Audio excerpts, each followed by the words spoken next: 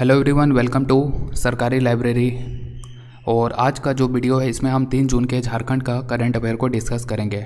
तो Jharkhand current affair 3 जून का हम डिस्कस करने वाले हैं। और इसको डिस्कस करने से पहले सबसे पहले देखिए आपको सरकारी लाइब्रेरी किस तरह से यूज करना है। सरकारी लाइब्रेरी जब आप यूज करेंगे तो यहाँ पे देखिए जनरल स्टडी का सेक्शन बना हुआ है और यहाँ से आप हिस्ट्री पे जाएंगे तो पूरा इंडियन हिस्ट्री यहाँ पे कंटेंट डाला हुआ है, फ्री में पढ़ सकते हैं, बिल्कुल हिंदी में उपलब्ध है। इसी तरह से geography, polity, economics, arts and culture, बहुत सारा चीज़, जनरल साइंस का सब चीज़ यहाँ पे आपको मिल जाएगा।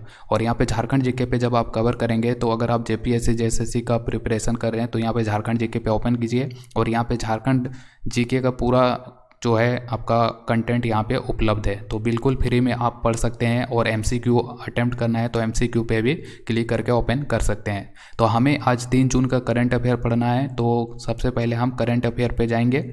यहाँ पे देखिए करंट अफेयर, तो यहाँ पे हमने करंट अफेयर पे क्लिक किया और यहाँ से देखिए आपका करंट अफेयर का पेज खुल जाएगा। ठीक है, तो करंट अफेयर का पेज खुल गया है और हमें यहाँ पे 2021 का प्रत्येक मंथ, जनवरी, फरवरी, आज अभी चल रहा है जून, तो जून का करंट अफेयर हम यहाँ से पढ़ सकते हैं। इसी तरह से आपको 2020 का भी करंट अफेयर यहाँ पे मिल जाएगा। तो ज़रूर विजिट करें सरकारी लाइब्रेरी.in और वहाँ पे विजिट करके जो है आप सरकारी लाइब्रेरी जो ऐप है तो उसको वेबसाइट के जरिए डाउनलोड कर सकते हैं। वहाँ पे क्लिक कीजिएगा, आपको डाउनलोड हो जाएगा।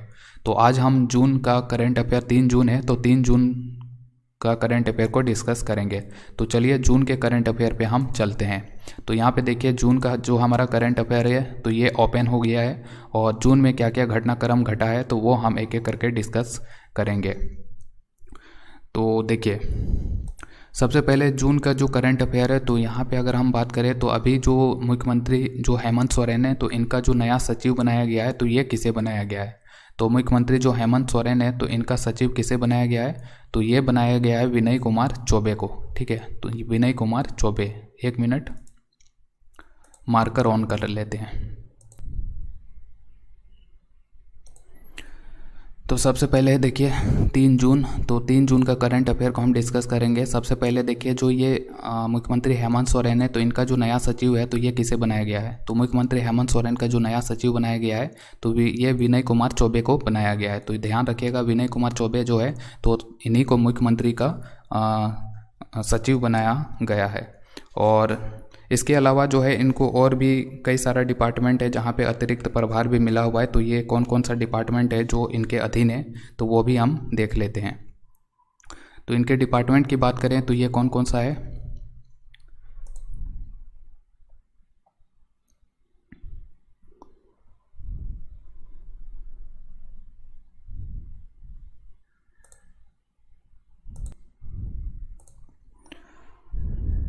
तो यहाँ से देख सकते हैं जो चौबे है तो इनको जो है विनय कुमार चौबे जो है तो इनको नगर विकास एवं आवास विभाग का सचिव बनाया गया है। फिर जडको के प्रबंध निदेशक भी बनाया गया है और इसी तरह से जो आपका ग्रेटर रांची विकास एजेंसी है तो इसका भी प्रबंध निदेशक बनाया गया है। साथ ही उत्पाद एवं मद्य निषेध विभाग तो इसका भी सचिव बनाया गया है और उत्पाद आयुक्त भी हैं। और इसके साथ ही जो आपका झारखंड ब्यूरेज कॉरपोरेशन है तो इसका भी प्रबंध निदेशक जो है इनको बनाया गया है। ठीक है, तो ये सारे जो है पोस्ट पे ये इनको अतिरिक्त प्रभार दिया गया है। तो यहाँ से ध्यान रखिएगा कि जो ये विनय कुमार चौबे है, विनय कुमार चौबे तो इनको हेमंत सोरेन का नया सचिव बनाया गया है। अगला देख लेते हैं। अगला जो है जो रांची के पहला मेयर हैं तो ये कौन थे, एग्जाम में पूछा जा सकता है। तो ध्यान रखिएगा कि रांची के जो पहले मेयर हैं, रांची के पहले मेयर थे शिव नारायण जायसवाल। तो जो ये शिव नारायण जायसवाल है तो इनका अभी हाल ही में निधन हो गया है। ये रांची के पहले मेयर थे। तो शिव नारायण जायसवाल जो कि रांची के पहले मेयर रह चुके थे, इनका निधन हो गया है और ये 1962 से लेकर 1976 तक रांची के मेयर रहे थे। लगातार 14 साल तक जो है ये 3 बार ये रांची के मेयर रहे थे, 14 साल तक लगातार 3 बार। तो 1962 से लेकर 1976 तक ये रांची के मेयर रहे थे। शिव नारायण जायसवाल रांची के पहले मेयर थे। अगला देखते हैं।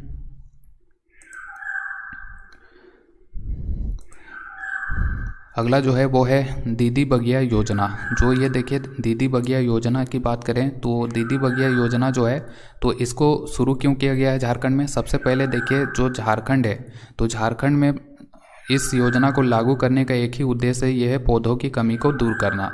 तो राज्य में जो है उच्च गुणवत्ता के पौधों की कमी दूर करने और स्थानीय ग्रामीणों के लिए आजीविका के साधन सृजित करने के उद्देश्य से दीदी बगिया योजना शुरू किया गया है झारखंड में। आपको पता ही है झारखंड में जो है वन क्षेत्र को बढ़ाना है, उसको लेकर झारखंड में बिरसा हरित ग्राम योजना शुरू किया गया है और दीदी बाड़ी योजना, जिसके तहत बहुत सारे पौधे लगाए जाएंगे झारखंड में। और ये जो पौधे लगाए जाएंगे तो दीदी बागी योजना का संचालन जो है तो ये कौन कौन कर रहा है, तो ये मनरेगा और JSLPS, जो ये मनरेगा और JSLPS है तो इन दोनों के द्वारा दीदी बगिया योजना को संचालित किया जा रहा है, जिसमें श्रम और साधन का उपलब्ध जो है तो ये मनरेगा कराएगा। और वहीं पे जो पौधों को उगाने के लिए जो बीज चाहिए तो बीजों की आपूर्ति कौन करेगा, तो ये JSLPS करेगा। तो ये ध्यान रखिएगा दीदी बाड़ी योजना। और यहाँ से अगर और बात करें इस दीदी बाड़ी योजना की, तो इसमें देखिए ये जो योजना है तो ये प्रखंड स्तर पर संचालित किया जाएगा, यानी कि प्रत्येक जिले के प्रखंड में ये दीदी बाड़ी योजना शुरू किया जाएगा। और इसका एक ही उद्देश्य है पौधों की कमी को दूर करना। और प्रत्येक प्रखंड में जो ये योजना शुरू किया जाएगा तो इसको लेकर जो है खर्चा आएगा तो ये 3,22,867 रुपया आएगा एक दीदी बाड़ी योजना को लागू करने में। और जिसमें से जो मनरेगा है तो मनरेगा जो है 3,19,867 रुपया उपलब्ध कराएगा। और वहीं पे जो JSLPS है तो ये 3,000 राशि उपलब्ध कराएगा। तो दीदी बाड़ी योजना जो है इसको ध्यान में रखिएगा, मोस्ट इम्पोर्टेंट है। इसके अलावा देखिए एक है TVNL के जो MD थे, TVNL यानी कि जो तेनूघाट विद्युत निगम लिमिटेड है, ये जो तेनूघाट विद्युत निगम लिमिटेड है TVNL, तो इसके जो MD थे अरविंद सिन्हा, तो MD अरविंद सिन्हा यानी कि जो मैनेजिंग डायरेक्टर थे अरविंद सिन्हा, तो इनको हटाने का प्रस्ताव जो है ये मुख्यमंत्री हेमंत सोरेन के द्वारा दे दिया गया है। अब इनको MD के पद से हटा दिया गया है। और जब तक कि नया MD नहीं बन जाते हैं TVNL का, तब तक के लिए जो तेनूघाट थर्मल पावर स्टेशन के जो GM है यानी कि जनरल मैनेजर कौन है, ये अनिल शर्मा, तो इन्हीं को जो है MD का प्रभार दिया गया है TVNL का, जब तक कि नया नहीं चुने जाते हैं तब तक के लिए। तो ये ध्यान रखिएगा।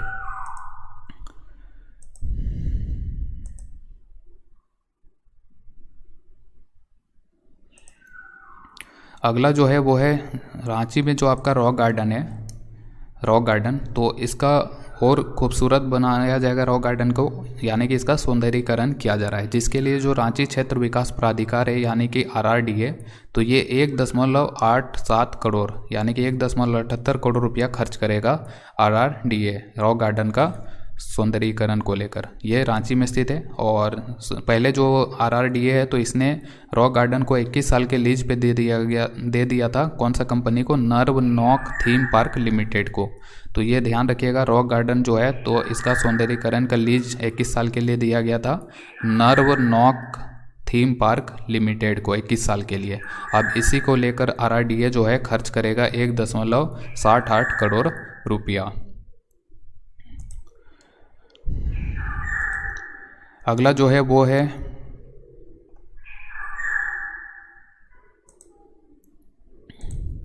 जो आपका RDCIS है, ये पूरा नाम है RDCIS।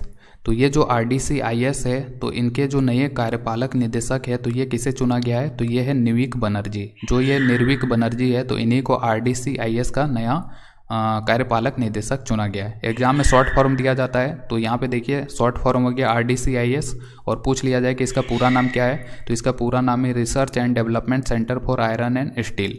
तो इसी research and development centre for iron and steel जो है तो इसी का नए कार्यपालक निदेशक बनाया गया है निर्विक बनर्जी को। और इनको पहले भी R&D उत्कृष्टता के लिए जो है अध्यक्ष पुरस्कार से सम्मानित किया जा चुका है।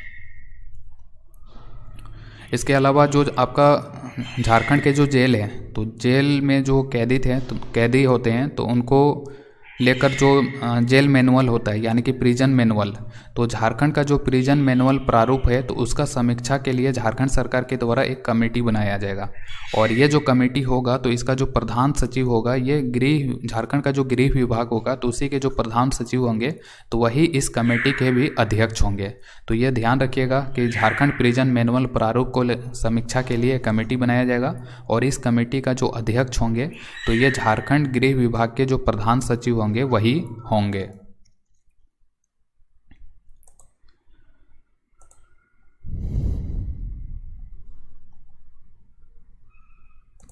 अगला देखिए, अगला जो है वो है जो ICMR है, ICMR।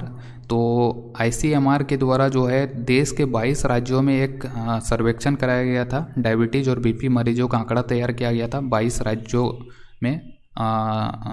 22 राज्यों में ये इन्होंने मतलब कि सैंपल लिया था डायबिटीज़ और BP के मरीजों का, और उसको लेकर जो झारखंड राज्य है तो झारखंड राज्य में जो साहेबगंज जिला है, साहेबगंज में सबसे कम डायबिटीज़ और ब्लड प्रेशर के मरीज मिले हैं। तो एग्ज़ाम में याद रखिएगा कि झारखंड का जो साहेबगंज जिला है तो यहाँ पे सबसे कम डायबिटीज़ और ब्लड प्रेशर के मरीज है ICMR रिपोर्ट के अनुसार। अगर हम इस रिपोर्ट की बात करें तो इस रिपोर्ट के अनुसार भारत का जो शहरी क्षेत्र है तो वहाँ पे 15 से 20% जो लोग हैं तो ये डायबिटीज़ से पीड़ित है। वहीं पे झारखंड का जो ग्रामीण क्षेत्र है तो यहाँ पे बहुत ही कम प्रतिशत लोग जो है डायबिटीज़ और BP के शिकार है। गाँवों के लोगों में ये डायबिटीज़ और BP जो है बहुत कम होता है। कितना कम है तो ये 3.50 से लेकर 10.50% लोग जो है गांव के तो वो डायबिटीज़ और BP के शिकार है। और वहीं पे झारखंड के ग्रामीण इलाकों में तो एकदम ना के बराबर है, 1% जो मरीज हैं तो वो BP के पाए गए हैं झारखंड के ग्रामीण इलाकों में। तो ये न्यूज़ था, याद रखिएगा। झारखंड का साहेबगंज जिला में सबसे कम डायबिटीज़ और ब्लड प्रेशर के मरीज हैं।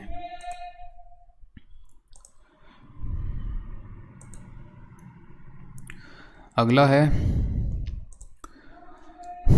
देखिए, जो 1 जून है तो 1 जून को जो है पूरे वर्ल्ड में विश्व दुग्ध दिवस यानी कि वर्ल्ड मिल्क डे मनाया जाता है। और अगर हम दूध उत्पादन की बात करें झारखंड के संदर्भ में तो दूध उत्पादन में झारखंड जो है ये पूरे भारत में 16वें स्थान पे रहा है।